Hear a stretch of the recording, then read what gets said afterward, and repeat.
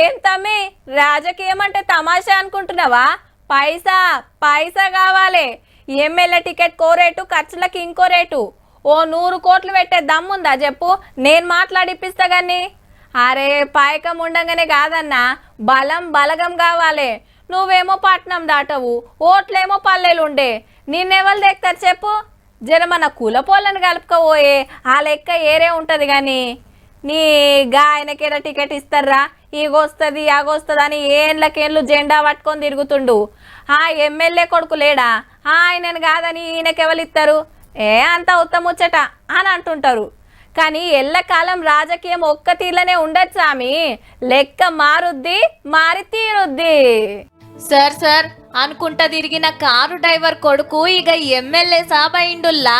పేరు శబరినాథ్. వీళ్ళ నాయన టీవీకే అధ్యక్షుడు విజయ్ సార్ కారు నడిపిస్తాడు. టికెట్లు పెద్ద పెద్దోళ్ళకే ఎందుకు ఇయ్యాలని ఈయనకిస్తే ఆనందం ఆపుకోలేక ఏడ్చిండు కూడా.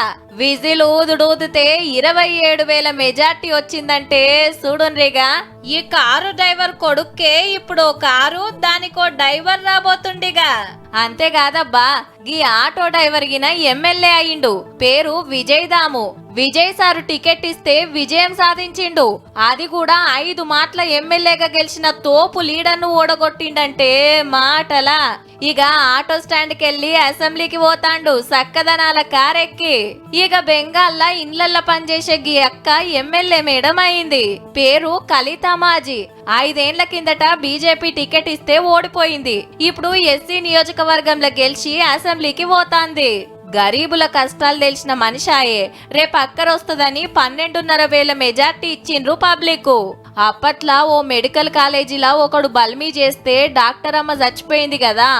ఆమె తల్లికి కమలం పాటోలు టికెట్ ఇస్తే ఎమ్మెల్యేగా గెలిచింది. పేరు రత్నాదేవనాథ్. ఏం చదువుకోలే. బిడ్డకు జరిగిన అన్యాయం మీద ప్రశ్నిస్తే ఈ తల్లిని అసెంబ్లీకి పంపితే మా బిడ్డకు న్యాయం చేస్తదని ఓటేసిండ్రన్నట్టు. ఇక కేరళల ఏడి థామస్ సారు 30 ఏండ్లకే ఎమ్మెల్యే అయిండు. తండ్రి చేపలమ్మి చదివిస్తే ఈయన సుతబోయేదట చేపలు పట్టేతానికి. కాంగ్రెస్ పడుసు లీడర్ గా పంతనం చూపించినందుకు పబ్లిక్ గిట్ల మెచ్చిండ్రు. వీళ్ళంతా అసెంబ్లీకి పోవుడు ఇదే తొల్తా. అంటే కోట్ల రూపాయలు లేకున్నా, ఓట్లకు నోట్లు వంచకున్నా, మందు దాపకున్నా, బిర్యానీలు తినబెట్టకున్నా, చీరలు వంచకున్నా, పబ్లిక్ నమ్మితే చాలు ఏం లేనోళ్ళు కూడా ఎమ్మెల్యే అవుతారనే దానికి వీళ్ళే పెద్ద సాక్ష్యం. పబ్లిక్ పెట్టుకున్న నమ్మకం కాపాడి వాళ్ళు మెచ్చే పనులు చేయండి. మళ్ళా అందరికీ ఆల్ ది బెస్ట్.